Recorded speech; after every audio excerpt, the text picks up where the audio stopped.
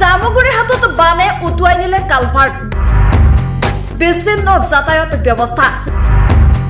জামুগুৰি হাতৰ দক্ষিণাঞ্চলত ভয়াৱহ হৈ উঠিছে বান পৰিস্থিতি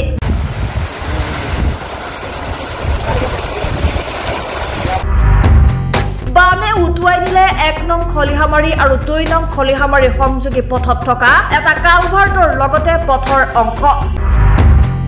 যাৰ ফলত এতিয়া কেইবাখনো গাঁৱৰ যাতায়াত ব্যৱস্থা বিচ্ছিন্ন হৈ পৰে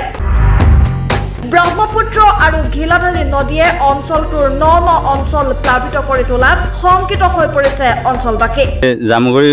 অন্তৰ্গত আমাৰ 1 নং খলিহামাৰী 2 নং খলিহামাৰী যেটো আমাৰ সংযোগী পথ বৰ্তমান পানীৰ যি মানে কোবাল এৰিয়াত বৰ্তমানে মানে ভাঙি উঠি গৈছে গতিকে বৰ্তমান আমাৰ এই এখন দুইখন গাঁৱৰ মাজত যাতায়াতৰ মানে ব্যাহত হৈছে আৰু ইয়াত বৰ্তমান যি পৰিস্থিতি দেখা দিছে যে আমাৰ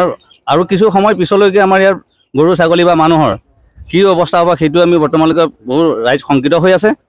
গতিকে যিকোনো প্ৰকাৰে কিবা এটা কৰি যদি প্ৰশাসনৰ ফালৰ পৰা কিবা কৰি যদি এই মানুহখিনিৰ যাতায়াতৰ কিবা এটা সুবিধা কৰি দিবৰ কাৰণেও আমি অনুৰোধ জনাইছোঁ আৰু তাৰ উপৰিও বৰ্তমান এই পানীৰ যি তাৰমানে ভয়ানক অৱস্থা দেখা পাইছোঁ তাৰ বাবে প্ৰশাসনে কিবা এটা যদি সুব্যৱস্থা লয়